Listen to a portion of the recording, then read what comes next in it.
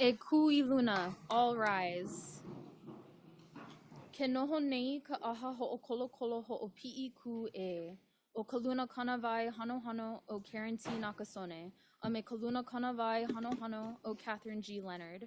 A me ka luna kanawai hano hano o Keith K. Hiraoka e ho'omalu nei.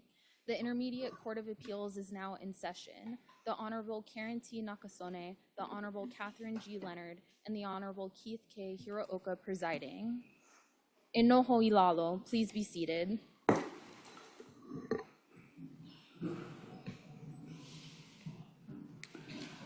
Good morning, Counsel. And Counsel for Appellant, are you ready to proceed? And we've been informed you've reserved some time for rebuttal. Is it 10 minutes? Yes, that's correct. All right, you may proceed when ready. Oh, why don't we have you folks state your appearances?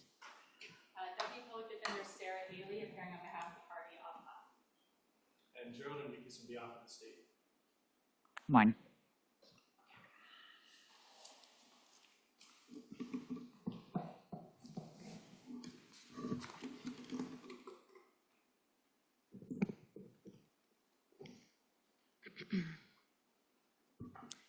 Ms. Chief Judge, and may it please the court. This case involves essentially two issues. First, Mr. Apuk may not be convicted and punished for both count 1, which is theft in the 4th degree, and count 2, habitual property crime, which both involve the same theft of tablets and cellular phones. Second, the district court judge was not authorized to initiate the felony information charges against Mr. Apuk, because the Chief Justice's 2005 order giving him power to do so was rescinded. Further, the legislature may not delegate such power to the Chief Justice, and the delegation of power lacked an intelligible principle to guide the Chief Justice. Turning to the first issue, which this court requested supplemental briefing on, we start with whether there was clear legislative intent for multiple punishments. There was not. We know what language to look for because the legislature has made clear its intent before for multiple punishments. In HRS section 134.6, which was discussed in Feliciano, they used language that clearly indicated multiple punishments. Under that statute, a conviction and sentence for the firearm offense, quote, shall be in addition to and not in lieu of any conviction and sentence for the separate felony, end quote. That's the language we're looking for. Wasn't that statute repealed in 2006? The firearm? Yes. I'm not sure since I didn't look into that statute for this case, but yes. But that is the language, and they changed that language in order to address that multiple punishment issue. Further, if you look past the plain language of the statute at the legislative history, which I hopefully detailed in a lot of detail in my brief, there is nothing in the legislative history that indicates multiple punishments were anticipated by the legislature or wanted by the legislature. So would you describe the legislative intent as a more serious, severe sanction or punishment versus multiple punishment statute? Correct, yes. Okay. So, and you know, it makes sense when you look at the firearm, if you compare that one, which I understand was repealed, but in that one, the legislative intent was that if you commit a felony, we want you to get a separate felony on top of that for using a firearm during it. With this, it's more about enhancing. It creates a mandatory minimum. It basically increases the penalty for the defendant. So it makes sense that it would fit not in the multiple punishment scheme.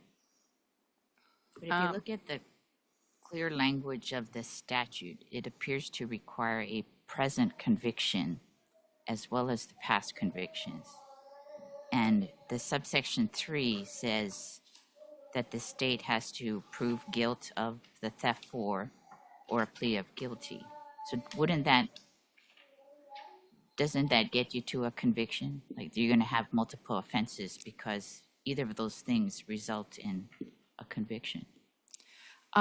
So I guess if you read the statute that way, it raises several concerns. So, for example, let's say Mr. Alpuck had pled to the theft in the fourth, or let's say it was a felony theft, which it originally was a felony theft. You know, I would have concerns where then the state could bring habitual property crime within the statute of limitations years later, potentially, and then get a second punishment for that. So that reading raises a lot of concerns. I think it'd be helpful to focus on the language of the statute before you get to the policy. Okay, well, I guess it creates an absurd result, so that's why I would tie it to the statutory interpretation. Right, but yes. That's the policy, right? I mean, but if you look at the language, it doesn't say convicted of a crime, right? Well, I mean, do you have it in front of you? Yeah, I do. It says commits a property crime. It doesn't say is convicted of a property crime. Correct. Right? So it doesn't seem to require a separate conviction. It just seems to require proof that the offense was committed. Correct. And yeah, exactly. So if the plain language said, and prior conviction of a property crime, for example, that might be more likely to show that the legislature's intent was to have multiple punishments. So, Ms. Haley, yes. If the state had proved that the theft of the computers and the theft of the backpack and AirPods. Sorry, I couldn't hear. The theft of the what? If the state had proved that counts 1 and 2, 1 and 3, the theft of the computers and the theft of the backpack and the AirPods were not a continuous course of conduct. And the jury had convicted on count 1 and count 3. Would it then have been appropriate for there to be a conviction of habitual property crime on one of the thefts and then a separate conviction for the property crime theft 4 on the other? So what I'm understanding is you're saying if they hadn't merged for continuous course of conduct, our position would be at that point there can be one conviction for the first theft and one for the second. So it could be habitual property crime for both because they both have the prior convictions, and then they have the new theft, which would be count 1 and count 3. So that would be 2 convictions if they had not merged for continuous course. Does that answer your question? I think it does. Yeah. So, okay. So the appropriate sentence in that case would be 10 years or 5 and 5? It would be the 2. Yes, the 2 habitual. Correct. Yeah. So you could get multiple habitual convictions if it did not take merge. the child outside, please? Okay. And then you can come back in later, but for now. So you could have multiple habitual property crime convictions if you had multiple different thefts underlying it that didn't merge for the continuing course of conduct. Yes.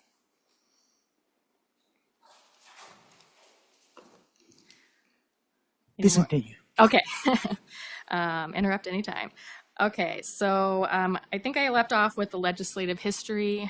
So moving forward to the same elements test, I wanted to talk about kind of 2 frameworks. We have the Blockberger double jeopardy same element test, but we also have the test for lesser included offenses pursuant to HRS 701-109. And I'm going to get a little bit into why I think those both reach the same result in a minute. So the test for the HRS 701-1094, so the lesser included framework, is whether the charge will always be established by proof of the same or less than all the facts required to establish the commission of the other offense. The same elements test is whether each statute contains an element the other does not. As it is applied to this offense, I don't see a meaningful difference between those tests, and that'll come back to kind of the Feliciano same elements analysis, so I'm going to get to that in a minute. So one element of habitual property crime is that a defendant commits a property crime. Theft in the 4th degree is a property crime. It falls under that chapter. Thus, theft in the 4th degree will always be established by proof of less than all the facts required to establish habitual property crime. How do you respond to the state's argument that theft 4 has a separate element of not in excess of $250? So that's element falls under what theft in the fourth degree. It falls under commits a property crime. So all elements that are of whatever the qualifying property crime is are always going to fit under that element of habitual property crime. So I just think it's not correct, that analysis, but necessarily it's always going to completely fit under that commits a property crime element. So along those lines, all of the elements of theft in the fourth degree are contained in commits a property crime. And under both frameworks, a defendant cannot be punished for theft in the fourth degree and habitual property crime. I'm going to go a little off my script. I'd like to talk a little bit about Feliciano, because I think that was, one of the points raised by the state was that if you go through Feliciano, it gets to the same elements test for attempted murder in the second degree and use of a firearm. It kind of distinguished between the same elements test. And to go back, they both kind of have similar language. It's, commits a separate felony and then commits a property crime to our case. And I was a little confused by the analysis because it distinguished between the same elements test and the 701-109 framework, which had been in the previous cases, Jamila and Brantley, that were leading up to Feliciano. And frankly, I don't see a difference when it applies to this type of, kind of a nested offense within the greater offense. So if you look at Jamila, it looks at, again, that the separate felony, all of the elements fall under the commits a separate felony. And to me, that's pretty much the same thing. They're making a decision based as a matter of law, looking at the elements. So that kind of analysis would really be the same as the same elements test, because you're doing the same thing. You're looking at the elements and you're seeing if they fit all within the other offense.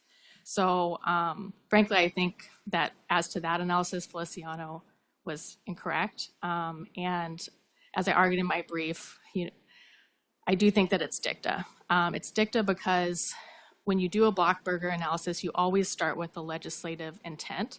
And they held in that case that the legislative intent was that there be multiple punishments. And that's why I started with that today as well when I was doing my arguments. So it should have stopped there. Once they said there was multiple punishments, there's no need to do a same elements test. So they really didn't need to do that analysis. Okay. Okay, but you understand, we're not in the business of overruling the Supreme Court. I understand. I'm preserving, obviously, if it is going further. And I would argue it is dicta. Also, I would argue there are other Hawaii Supreme Court cases like Jumilla that, frankly, you could, and I'm going to mispronounce it, but it's Vinge, V-I-N-G-E, I mentioned in my briefing. Both of those really come to the same conclusion that I've said. So there's other case law that you could potentially cite to as well. But of course, I'm not asking you to overrule the Hawaii Supreme Court since you can't. But there are a few avenues you could potentially take if you'd like. And I mentioned that in my briefing. So, and then as a final matter, I know there wasn't supplemental briefing requested, but we did raise a few additional grounds in our briefing. One being sufficiency of the evidence, essentially because the state did not charge or try the theft in the fourth degree as a lesser included offense, that there's insufficient evidence of a separate theft, and also that the jury should have been instructed on merger as it goes to uninterrupted course of conduct for count 1 and count 2. The point being that they're both thefts. They're both the same theft. So they literally are the same goal, intention, and plan. So the merger doctrine, if we agree with you that merger applied, wouldn't the remedy be to then dismiss the theft for? So under Padilla, that is the remedy. We have challenged that before, so I do want to just preserve that argument. But I know that Padilla went into that about that it should be that the state essentially kind of chooses, if they don't want to do the trial over again, the state can choose. Obviously, they're probably going to choose the lower grade offense. However, we do maintain that it should be a new trial, and that's because it does prejudice the defendant. It's unfair to the defendant because essentially the state has no reason not to bring as many charges as possible, even if they could merge. Do you have authority that supports that remedy? No, we've just raised the argument before, but Doesn't Brantley stand for the proposition that the lesser offense should be that there's no need for a new trial? The remand should be for the lesser offense. Yes, there is contrary case law, but for us, we are keeping that argument. We are hoping to eventually continue challenging that because as Judge Leonard pointed out, we are bound by Brantley. Yes, and I won't dwell on it, but it is something that we're preserving because as we've seen over the decades that we've had this case law, it kind of frankly incentivizes the prosecutor not to, to object to any merger and to bring counts that frankly obviously should merge because they know at worst it just gets dropped on appeal. So, but doesn't the statute allow the prosecutors to do that? You can prosecute for multiple, but you can't convict. That's what 701-109 bar does, right? Well, they can, but the issue is that we need to have that when it comes to continuing course of conduct, you do need to have the jury have the instruction. So even if they can bring all those charges, the jury needs to have the instruction to do the factual determination. But in all fairness to the prosecutor, isn't that the judge's job? I mean, the prosecutor is the advocate here, right? Yes, it is the judge's job to make sure that the instructions are accurate, yes. Okay, and then I will, unless you have further questions at this point, I'll move to the second issue. So our second issue... Actually, I don't want to move to the second issue yet. Okay. The 701-109E is the continuing course offense. Is that the instruction you folks are arguing should have been given? Yes. So it was given for some of the counts, and as you're aware, several of the counts did end up merging. The jury did find that there was a continuous course of conduct, but it was not given when it came to essentially the habitual property crime and the underlying theft. So in this case, it would be count 1 and count 2 did not have a merger instruction for those two counts. How? Couldn't there be merger on lesser included offense? Yes. And what's your position on that? You're saying it's not. I think our position would be that you could also do it under a lesser included offense framework, and that fits very well with the same elements, double jeopardy. And again, the 701-109 is based on double jeopardy principles, so they fit well together. But I thought your other argument was they're the same offense, but habitual property crime has the additional elements. So how is that continuing if it's only one? So it's continuing because there's an overlap for the two thefts. So essentially it is one plan.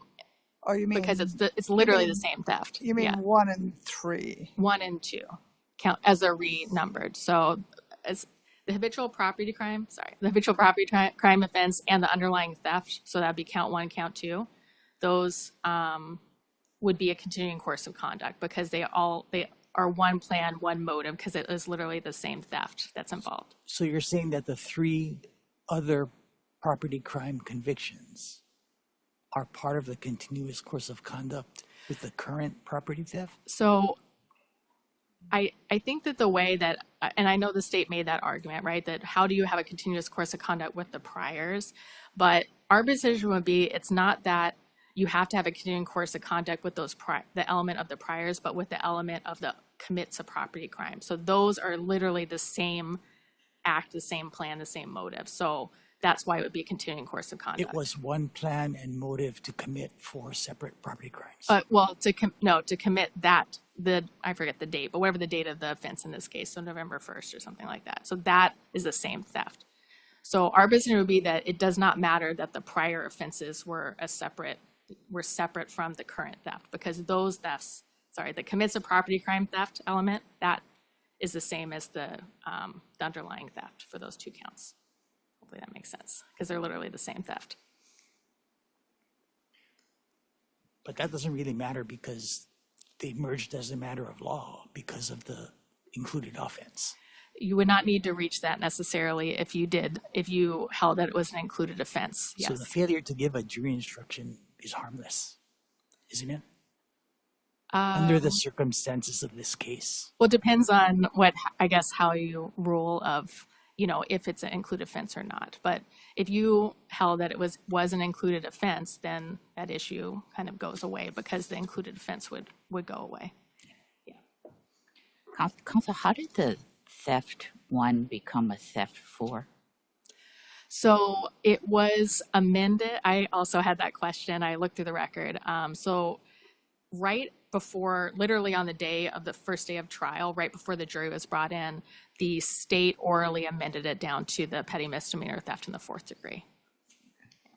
But that petty misdemeanor was not in the charging document. The charging document said theft 1st degree. Correct. Right? Yes, but they amended it on the morning of trial to be the petty misdemeanor. But it was the same underlying, facts. It was the same theft, yeah. So I assume it was maybe an issue with the valuation of the amount would be my guess. But it wasn't in the record. He just asked to amend it.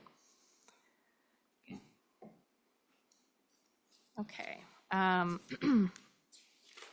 So going to the second issue, which is the district court jurisdiction, and I am aware that I believe that the ICA has ruled on this issue in another unpublished case, but I'd still like to address it as... It's on cert.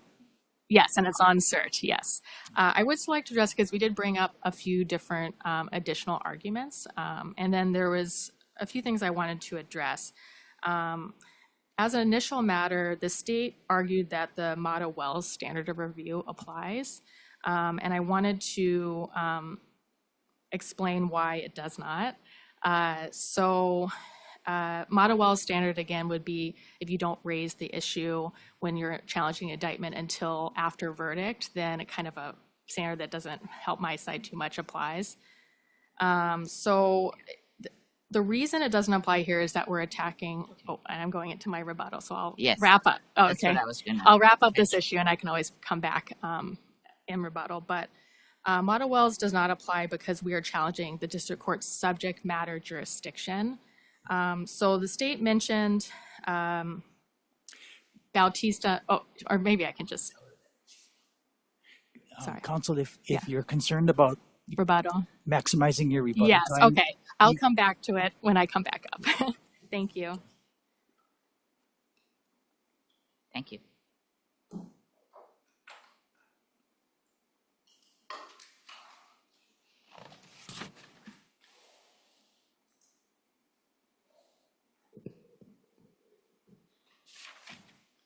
Good morning. Good morning. May it please the court, Gerald Enriquez on behalf of the state. So the legislature intended for a defendant to be convicted of both habitual property crime and its related property crime. why didn't they say so? I'm sorry? If that's what the legislature intended, why didn't they say so?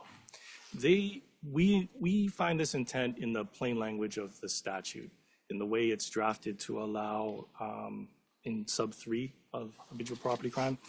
It allows the two offenses to coexist up through conviction, because it allows us to prove the property crime element in that scenario by proving the defendant guilty at trial or pleading to the offense. And so, as a practical matter, if a defendant is proven guilty, the defendant has gone to trial, and the jury or the judge, as it may be, has found the defendant guilty. Similarly, if they plead guilty or no contest, as a practical matter, they'll have been charged with both offenses. Otherwise, there's going to be, as I think the court was indicating previously, a double jeopardy issue, where if the defendant is charged only with like a theft 4 in this case, we can't then come back after he pleads and is found guilty and then charge him with a habitual relating to that same offense. Counsel, doesn't subpart 3 just clarify subpart 1, which says commits a property crime?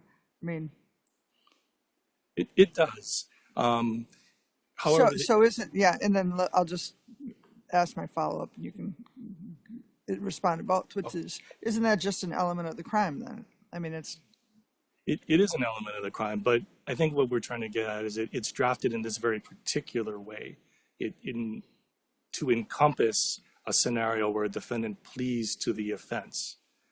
Had they wanted to be just proven at trial, they would have left it just a trial, but they drafted it to include a defendant pleading to the property crime offense. And I guess we would argue that as far as the intent of it goes, that second part of sub 3 is what creates the plain language intent of it.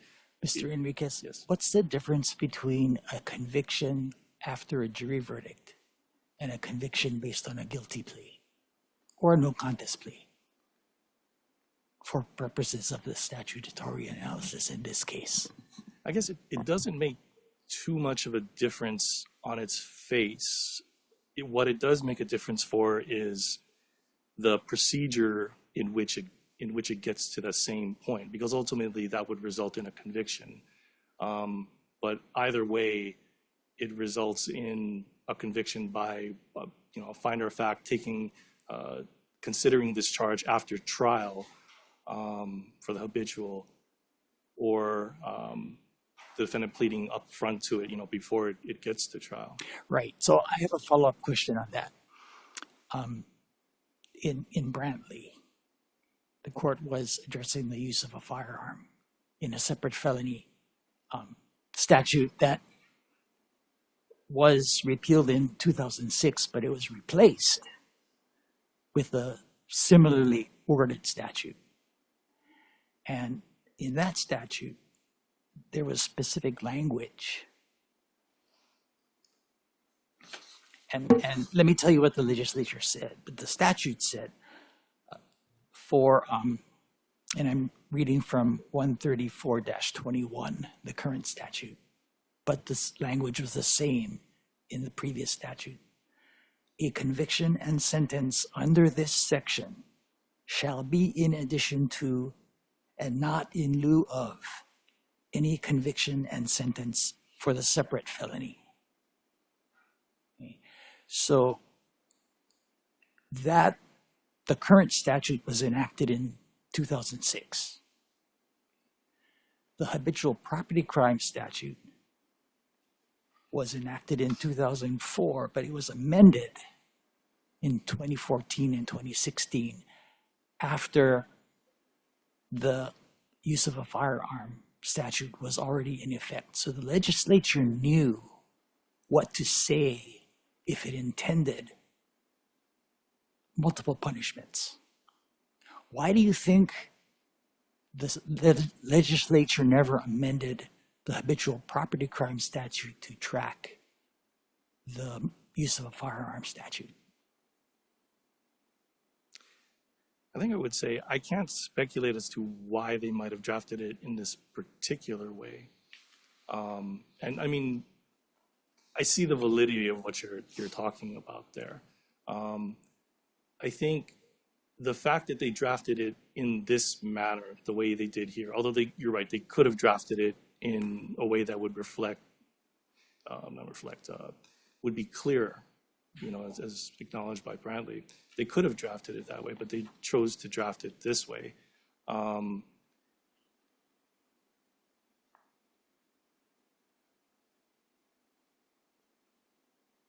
I think they drafted it this way because they wanted a defendant to be, or not offended, the offenses to be heard together and convicted together at trial, and additionally sentenced that way. I think in part because you have the mandatory minimums in the habitual property crime statute. Right, but counsel, doesn't that really go to the heart of the defense's argument here, which is, hey, this statute is about more severe penalties for habitual property crime, not multiple punishments. I mean, the legislative history supports that they were tired of people coming back and doing it over and over again, right? Right.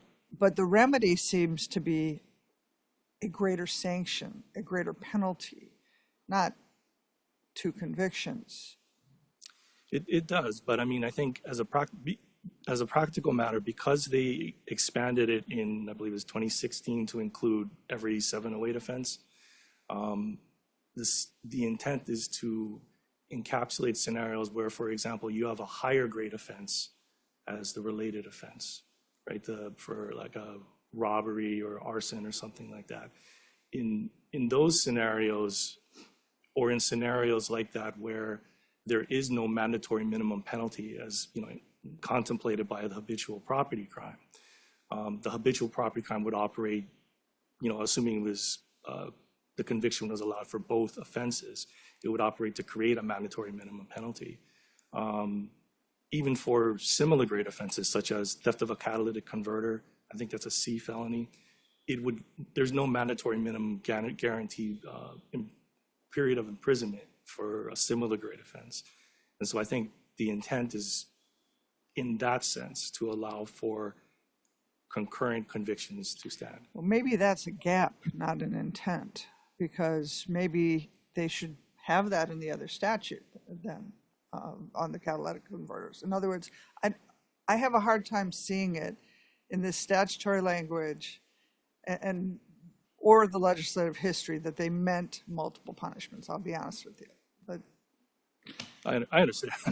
Well, I want to follow up on Judge Leonard's line of questioning, because let's say that we agree that the language of the statute is ambiguous about whether multiple punishments are allowed. Is there anything in the legislative history that the state contends supports a legislative intent to allow multiple punishments for habitual property theft and the underlying property crime? I think kind of I guess sort of what I just said there, the mandatory minimum portion of it in conjunction with similar grade type offenses, requiring a mandatory minimum for the habitual property crime there. And again, going back to the way it was drafted, to allow the two offenses to coexist simultaneously through conviction and sentencing. Has the state found anything in the committee reports or the floor testimony that specifically states an intention to allow multiple punishments? I'm not aware of anything like that. I wish I could stand here and say that, but they generally, as the court has pointed out, they were generally concerned with the enhanced penalties and ensuring that property crime offenders were properly and appropriately punished. Yeah, I appreciate your candor, because I went through every piece of committee report and floor testimony, and I didn't see anything. Right, and it's not a scenario like Brantley, those statutes where you have very clear intent there. I think at the same time, the general intent, the plain language of the statute, I've already said, coupled with the general intent to deter property crime offenders, that arguably lends itself to the contention that they wanted both offenses to stand. And I think in general, if there's a concern about punishments and things like that, abuse of the statute, let's say, or things like that. Notably in Jumila, like one of the things they said as far as nullification goes is there's a preference for concurrent sentencing, for example. So in a scenario where both offenses stand, the general preference is for concurrent sentencing as opposed to consecutive sentencing. And there's other statutory and constitutional safeguards as far as excessive punishment and such. What's your position on the merger issue? From a 701-109 perspective, again, as much as I'd like to stand here and tell you that this is not an included offense for 701-109 purposes, I don't think, based on Jumila, Brantley, that line of cases, that I can say that. I would say, though, that for the purposes of whether multiple punishments can be imposed, Feliciano makes it clear that even if there's a potential 701-109 issue, the question is what the legislative intent is. And, as we've said, the legislative intent is for multiple punishments here. However, in the scenario that you determine there is some sort of double jeopardy or merger, 701-109 issue, the appropriate remedy per both Jumila and Feliciano is election, right? Whether we can retry or we can elect as to which of the offenses we want. Alternatively, probably a clean rule would be the higher grade offense, similar to murder and use of a firearm commission a separate felony. The that higher offense should be affirmed and the lower, quote unquote, lower offense would be reversed. That's what Brantley seems to require, doesn't it? I think so. So if the court is inclined that way, that would be our position on that. If there's merger and that there should only be one offense, then there's only one conviction, right? We end up with just one conviction if the other one is merged. If there's only one conviction, then there's no multiple punishments issue anymore, right? Okay. So is there a double jeopardy issue if we dispose of this case on the merger issue? No, and I think if memory serves, there is at least a doctrine, right, of constitutional question. If you can dispose of an issue without reaching a constitutional double jeopardy thing, it's preferred to do it that way. And then I guess that would be our position in general too. If you find that there's a merger issue and a double jeopardy issue, merger grounds would suffice. So the defense counsel is asking for a new trial based on merger. Do you want to respond to that? I don't think it's appropriate here because the jury is already convicted on both sets of both offenses. There's been a factual finding that they're not, as near as I can tell, that they're not contesting. The facts of this case, what he was proven guilty of, was not in question. The only question is the legal analysis underlying that. So we would suggest that, based on existing case law, Feliciano, et cetera, the appropriate remedy would be either election or affirming of the higher offense.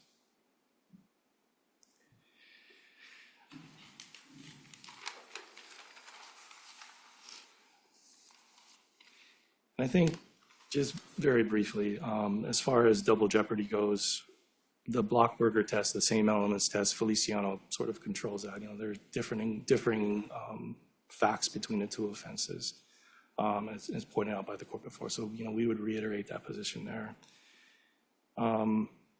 As to, I guess, the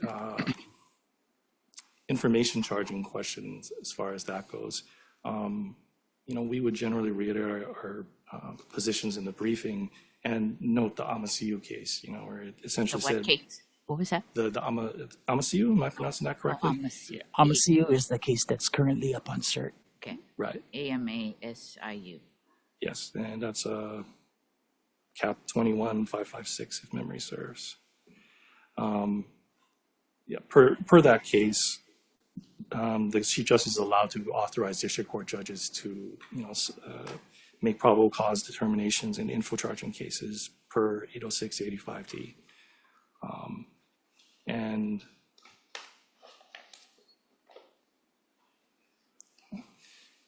I'll leave it at that there. Does the court have any further questions? No. Thank We you. appreciate your candor. Thank you.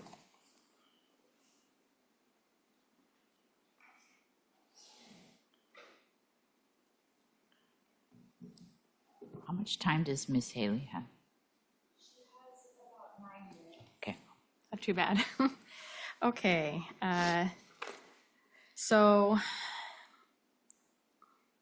just a few things, and I'm going to go back to the model wells because I do really want to talk about that. But so I just want to point out again that you can get enhanced penalties for the habitual property crime without having multiple punishments. So as we mentioned before, a mandatory minimum is pretty rare, and that's something that they're going to get if they get a habitual property crime. So that really is going to enhance the penalty quite severely.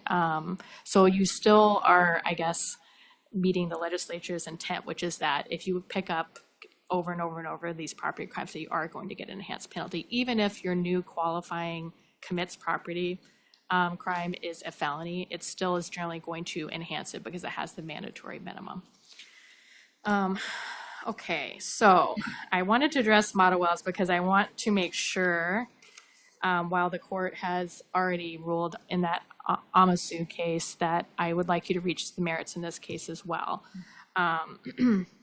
Because the indictment issue, or sorry, the information charging document issue was brought up after verdict. So Mata Wells does not apply here because we are challenging subject matter jurisdiction.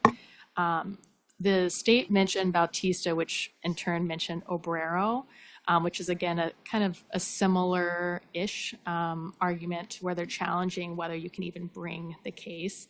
However, and in footnote 11 of Obrero, it did address the Mata Wells issue and said that if the defendant in that case had brought the issue post-verdict, that Mata Wells would have applied and they would have come to a different conclusion.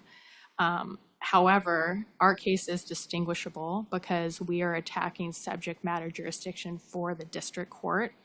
I did want to point out two cases. I raised this issue in my or I responded to it in my reply brief, but I did not cite these cases. So I just wanted to, though they were discussed in Obrero, which the state had cited. Ms. Haley, Yes. I just want to reassure you that to the extent the state's argument is based upon lack of subject matter jurisdiction, we are absolutely convinced that lack of subject matter jurisdiction can never be waived. Okay. And it can be raised at any time. Great. Then I don't need to get into it. Even by the court on its own. Okay. All right. So I just wanted to make sure that you reached the merits. That's the only reason I wanted to address that. Okay. Then I'll move on. I'm not going to dive too deep in because I know this court's already ruled, but kind of in short, district court judges are only authorized to initiate a felony information charge by order from the Chief Justice. Such an order was issued in 2005. Our position is that a 2010 order from the Chief Justice rescinded the 2005 order. Didn't the 2010 order only apply to circuit court orders? So our position is that that at the very least is ambiguous because essentially the circuit court orders cannot be a statewide order, which is how it's described. So it would basically be an absurd result if we read it that way because it wouldn't apply to anything. There are no statewide circuit court orders. So our position would be that this is a statewide order, and that's what the 2010 order is referring to. But if the Chief Justice's 2010 order specifically referred to circuit court orders, doesn't that by implication mean it doesn't apply to the Chief Justice's own prior orders? Our position is that it's at least ambiguous because it's referring to statewide orders, and this would have been a statewide order. But I understand what you're saying, but that's our position, is that it's at least ambiguous.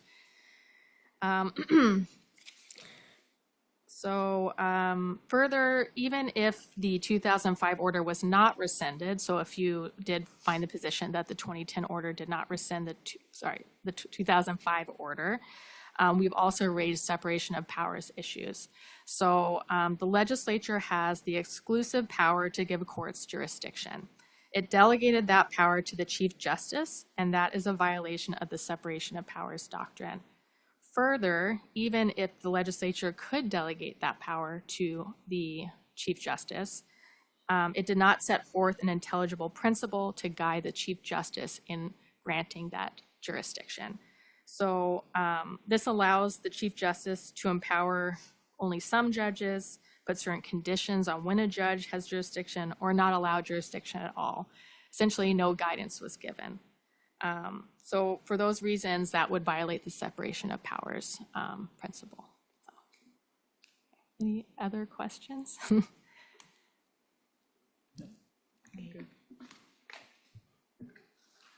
Thank you Counsel. both. Thank you very much. We'll take this under advisement.